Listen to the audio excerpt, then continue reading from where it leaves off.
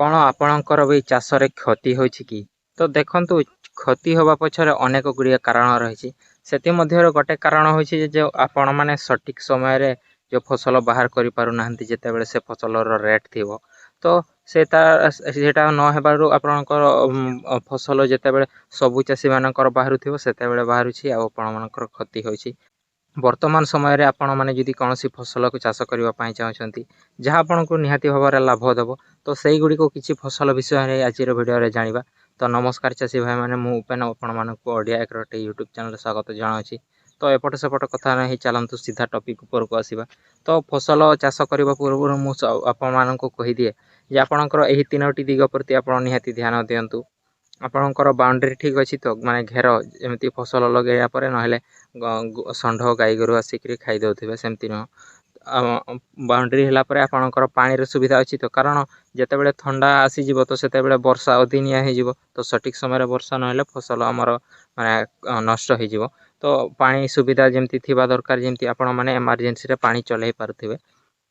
तापरे होछि हमर जो घास मैनेजमेंट आपण मल्चिंग करिवे ना मैनुअली करिवे। मल्चिंग जदि करूछंती ताहले भलो कथा किंतु मैनुअली जदि करूछंती आपनको माने लेबर लगै करी किंबा आपण निजे से गुडी को घास गुडी को सफा करिवार अछि और सेटा भी सठिक समय रे।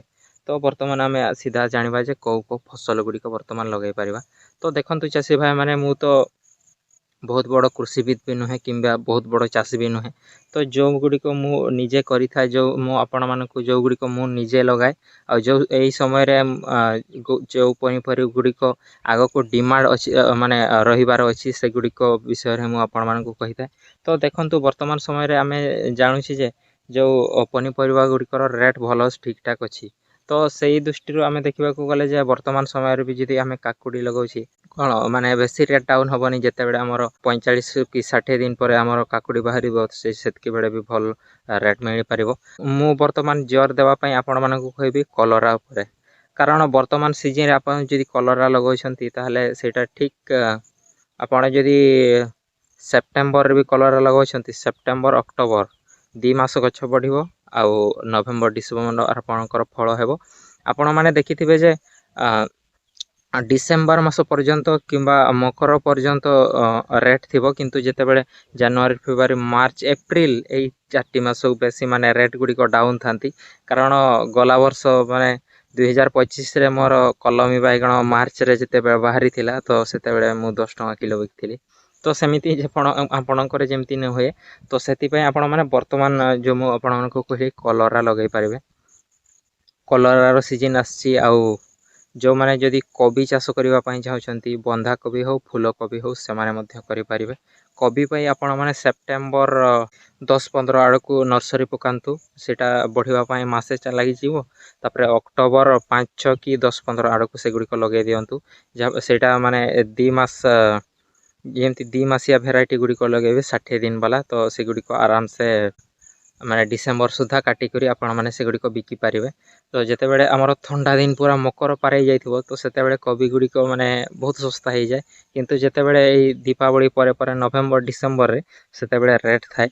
तो 2 नंबर रे गला जो कोबी तापरे होछि आपण माने बरबट्टी भी वर्तमान लगे परिबे किंतु बरबट्टी बेसी लेट करंतु नाही कारण एई अगस्त भितरे लगेबा पई पड़िबो आपण मानकू।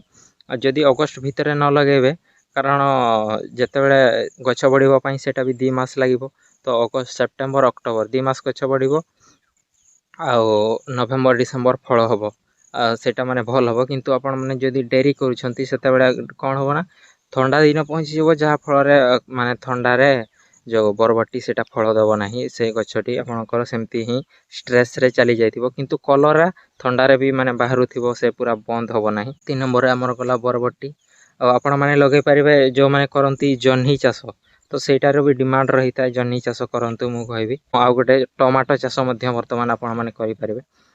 नुआ चाषी मानकु मु सजेस्ट करबेनी किंतु जो माने चाष करी आसुछंती टमाटो चाष से माने जानि छंती भेराइटी रोग पोक नियंत्रण विषय रे से माने वर्तमान समय रे टमाटो नर्सरी पकै कि भी मध्य लगे परिबे सेडा से मानकर ठीक समय रे बाहरिबो।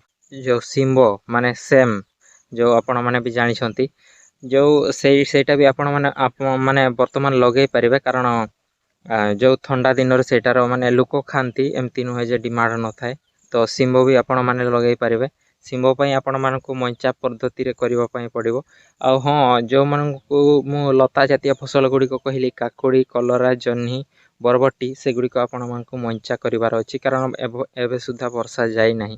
କାରଣ ଯଦି ତଳେ କରୁଛନ୍ତି ଫସଲ ନଷ୍ଟ ହେବାର ସମ୍ଭାବନା ରହିଛି। ତ ଦେଖନ୍ତୁ, ବର୍ତ୍ତମାନ ସମୟରେ ମୁଁ ଆପଣମାନଙ୍କୁ ନୂଆ ଚାଷୀମାନଙ୍କୁ ବାଇଗଣ ଆଦି ମୁଁ କ'ଣ ପାଇଁ ସଜେଷ୍ଟ କରେ ନାହିଁ, କାରଣ ସେଗୁଡ଼ିକ ଆପଣ କରିପାରିବେନି। ଆଉ ବର୍ତ୍ତମାନ ଯେଉଁ ଦେଖୁଛନ୍ତି ମାନେ ବାଇଗଣ ଯେଉଁ ବର୍ତ୍ତମାନ ଆପଣ ରେଟ୍ ଶୁଣିକରି ମାନେ ଲୋଭ ହେଉଛନ୍ତି, ସେଇଟା ଦେଖନ୍ତୁ ମେ ଆଉ ଜୁନ୍ ମାସରେ ଲଗା ହେଇଥିଲା, ସେଗୁଡ଼ିକ ବର୍ତ୍ତମାନ ବାହାରୁଛି। ତ ଆପଣ ଯଦି ବର୍ତ୍ତମାନ ଲଗାଇବେ ତ ସେଇଟା ଶୀତ ଦିନରେ ବାହାରିବ, ସେତେବେଳେ ରେଟ୍ ନ ମିଳିପାରିବାର ସମ୍ଭାବନା ରହିଛି। କାରଣ ଟମାଟୋ ଓ କୋବି ଯେତେବେଳେ ବାହାରିବ ତ ଅନ୍ୟାନ୍ୟ ପରିବା ଗୁଡ଼ିକ ଫିକା ହେଇଯାଆନ୍ତି। ତ ଥଣ୍ଡାରେ ଅଲଗା ପନିପରିବା ଗୁଡ଼ିକ ଚାଲିଥାଏ, ଯେଉଁ ମୁଁ ଆପଣମାନଙ୍କୁ କହିଥାଏ। ଥଣ୍ଡାରେ କୋବି, ବିନ୍ସ, ଟମାଟୋ ସେଗୁଡ଼ିକ ଚାଲିବ। ସେଗୁଡ଼ିକ ମାନେ ଗରମ ମାନେ ଫସଲ। ଆଉ ଯେଉଁଗୁଡ଼ିକ ହେଲେ କାକୁଡ଼ି, ଜହ୍ନି, ତ ଏଗୁଡ଼ିକ ପାଣି ଜାତୀୟ ଫସଲ ହେଇଥିବାରୁ ମାନେ ତରଭୁଜ ଗୁଡ଼ିକ ସେଗୁଡ଼ିକ ଏତେ ଥଣ୍ଡା ଦିନରେ ଖାଇବେନି। ତ ଜହ୍ନି ବି ଆପଣମାନଙ୍କୁ ବର୍ତ୍ତମାନ ସମୟରେ ମୁଁ କହୁଛି ଠିକ୍ ନଭେମ୍ବର ଡିସେମ୍ବରରେ ବାହାରିବ, ଭଲ ରେଟ୍ ମିଳିବ। ଆଉ ଆପଣମାନେ ଚେଷ୍ଟା କରିବେ ଯେ ଆପଣଙ୍କ ଫସଲ ଫେବୃଆରୀ ଆଉ ମାର୍ଚ୍ଚ ମାସରେ ଯେମିତି ନ ବାହାରିବ, ମାନେ ଫେବୃଆରୀ ଆଉ ମାର୍ଚ୍ଚରେ, କାରଣ ସେତେବେଳେ ରେଟ୍ ଟିକେ ବହୁତ ଡାଉନ୍ ଥାଏ। କାରଣ ଗଲା ବର୍ଷ ବି ସେମିତି ହେଇଥିଲା, ରେଟ୍ ବହୁତ ଡାଉନ୍ ଥିଲା। ତ ଏମିତିକା କଥା, ଆପଣମାନେ ଏଇସବୁ ଫସଲ ଗୁଡ଼ିକ କରନ୍ତୁ ନିହାତି। ବର୍ତ୍ତମାନ ବି ଟାଇମ୍ ଅଛି, ଅଗଷ୍ଟ ମାସ ଆଜି ପ୍ରାୟ ଆଜି 20 ତାରିଖ ହେଲା। ତ ଆପଣମାନେ ଏଗୁଡ଼ିକ ଲଗାଇ ପାରିବେ, କୌଣସି ଅସୁବିଧା ନାହିଁ। ତ ଚାଷୀ ଭାଇମାନେ, ନୂଆ ଚାଷୀ ଭାଇମାନେ ଯେଉଁମାନେ ବି କରୁଛନ୍ତି, ମୁଁ ସବୁବେଳେ ସେମାନଙ୍କୁ କହିଥାଏ ଆପଣଙ୍କର ପୁଞ୍ଜିକୁ ଦେଖିକରି କରିବେ। ଏକାଥରେ ମାନେ ବହୁତ ଜାଗା କରିବେନି, ଆପଣ ଅଳ୍ପ ଜାଗା କରିବେ। 10 ଡିସମିଲ୍, 15 ଡିସମିଲ୍, ଅଧା ଏକର, 1 ବିଘା, ତ ସେମିତି କରନ୍ତୁ। 1 ବିଘାରେ ବି ଆପଣ ଗୋଟେ ପ୍ରକାର ଫସଲ ଲଗାଇବେନି, 2 ପ୍ରକାର 3 ପ୍ରକାର ଫସଲ ଲଗାଇବେ। ତ ସେମିତିକା କଥା, ଆପଣମାନେ ଚାଷ କରନ୍ତୁ। ମୁଁ କହିବି ବର୍ତ୍ତମାନ ସଠିକ୍ ସମୟ ଆସିଛି। ଆଉ ଯଦି ଆପଣମାନଙ୍କର ବିଲ ଅଛି, ମାନେ ପଡ଼ିଆ ଆପଣଙ୍କର ଅଛି, ଯେଉଁ ମୁଁ ଆପଣମାନଙ୍କୁ କହିଥିଲି, ଯେଉଁ ମୋର ଏଇ ବାଡ଼ିଟି ଦେଖୁଛନ୍ତି, ଏଇ ଜାଗା ଗୁଡ଼ିକରେ ଯେତେ ବର୍ଷା ହେଲେ ବି, ମାନେ ଯେତେ ବାତ୍ୟା ଆସିଲେ ବି ଏଗୁଡ଼ିକର ପାଣି ଜମିବ ନାହିଁ କି ଜରକିବାର ଚାନ୍ସ ହିଁ ନାହିଁ। କାରଣ ଏଗୁଡ଼ିକ ହେଉଛନ୍ତି ମାନେ ପୁରା ଡାହି ଜାଗା, ଯେଉଁ ଆମେ କହୁଥାଉ, ମାନେ ଡାହି ଜାଗା, ଏଗୁଡ଼ିକର ପାଣି କେବେ ବି ହେବ ନାହିଁ। ତ ସେମିତିକା କଥା, ଚାଷୀ ଭାଇମାନେ ଆପଣମାନେ ବି ଚାଷ କରନ୍ତୁ। ଆଉ ମୁଁ ସେଇ ଜିନିଷ ଗୁଡ଼ିକ ଆପଣମାନଙ୍କୁ କହିଲି, ଦେଖନ୍ତୁ, ବାଉଣ୍ଡରୀ, ପାଣି, ଆଉ ଘାସ ନିୟନ୍ତ୍ରଣ, ଆଉ ପୁଞ୍ଜି, ସେଗୁଡ଼ିକ ଆପଣମାନେ ନିହାତି ଭାବରେ ଧ୍ୟାନ ରଖନ୍ତୁ। ଆଉ ଭେରାଇଟି ସେଗୁଡ଼ିକ ମୁଁ କହିବିନି, କାରଣ ଯେଉଁଗୁଡ଼ିକ ମୁଁ ଯଦି କହିଦେବି ତ ସେଗୁଡ଼ିକ ଆପଣଙ୍କର ଚାଲୁନଥିବ। ତ କଲରା ଯେମିତି ଭେରାଇଟି ହେଉଛି, ଯେଉଁ NT77, ସେଗୁଡ଼ିକ ଆପଣ ଲଗାଇ ପାରିବେ, କିନ୍ତୁ ସେଇଟା ଲମ୍ବା ହେବ। ରେପିଡ଼, ସେଇଟା ବି ଲମ୍ବା ହେବ। ଯଦି ଛୋଟରେ କରିବା ପାଇଁ ଚାହୁଁଛନ୍ତି ତ ସେମିତି ହିଁ ଭେରାଇଟି ଗୁଡ଼ିକ ବାଛନ୍ତୁ। ଆଉ କହିବି, ଭେରାଇଟି ଗୁଡ଼ିକ ବାଛିବା ସମୟରେ ଆପଣମାନେ ଦୋକାନଦାରଙ୍କୁ ସୁନିଶ୍ଚିତ କରନ୍ତି ଯେ ଏଇଟା ଗୁଡ଼ିକର କ'ଣ ଯେମିତି ରୋଗ ଗୁଡ଼ିକ ବେଶୀ ଆସୁନଥିବ। ମାନେ ଉତ୍ପାଦନ କମ୍ ମିଳିଲେ ବି ଚଳିବ, କିନ୍ତୁ ରୋଗ ପ୍ରତିରୋଧକ ଶକ୍ତି, ତା'ର କ୍ଷମତା ରହିଥିବା ଦରକାର ରହିଛି। ନହେଲେ ମାନେ ଔଷଧ ମାରି ବହୁତ ପଇସା ଚାଲିଯିବ।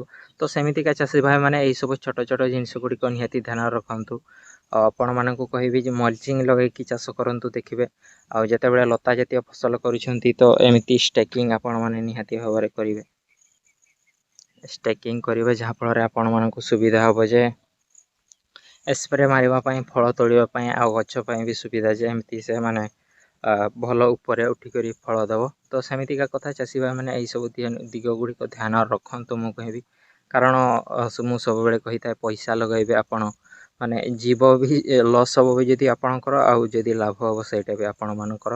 ତ ସମସ୍ତ ଚାଷୀ ଭାଇମାନଙ୍କ ଠାରୁ ଭିଡ଼ିଓ ଦେଖିକରି ମଧ୍ୟ ଦେଖିବେ, ଶିଖିବେ, କିନ୍ତୁ ଆପଣଙ୍କର ନିଜ ଯେଉଁ ଅନୁସାରେ କରିବେ। କାରଣ ଆପଣଙ୍କ ଏରିଆରେ କେଉଁ ପଦ୍ଧତି ମାନେ କାମ ଦେବ, ସେଇଟା ତ ଆପଣଙ୍କ ଜଳବାୟୁ ଅନୁସାରେ କେଉଁ ଫସଲ କାମ ଦେବ, ତ ସେଇଟା ତ ଆପଣ ନିଜେ ହିଁ କରିଲେ ହିଁ ଜାଣିପାରିବେ। ତ ସେମିତିକା କଥା। ତ ଆଜିର ଭିଡ଼ିଓ ବେଶୀ ଲମ୍ବା କରିବାନି। ତ ଆଜିର ଭିଡ଼ିଓ ଭଲ ଲାଗିଲେ ଗୋଟେ ଲାଇକ୍ ନିହାତି କରିବେ। ଆଉ ଭିଡ଼ିଓଟି ଯଦି ଅଧିକ ପରିମାଣରେ ଭଲ ଲାଗିଥାଏ ତେବେ ସବସ୍କ୍ରାଇବ୍ ହୋଇକି ଏହି ଚ୍ୟାନେଲ୍ ସହିତ ଜଡ଼ିତ ହୋଇ ନିହାତି ଭାବରେ ରୁହନ୍ତୁ।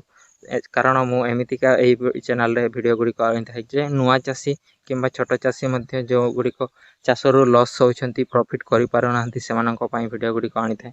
ଯେ ସେମାନେ କେଉଁ ଫସଲ କରିଲେ ଆଉ କେଉଁ ପଦ୍ଧତିରେ କରିଲେ ଆମେ ଏଇ ଲୋକାଲର ଜିନିଷ ଗୁଡ଼ିକ ସାର ଔଷଧକୁ ବ୍ୟବହାର କରି ଭଲ ରେଜଲ୍ଟ ଭଲ ଉତ୍ପାଦନ ପାଇପାରିବା, ସେଇଟା ହିଁ ମୋର ସବୁବେଳେ ଚେଷ୍ଟା ରହିଥାଏ।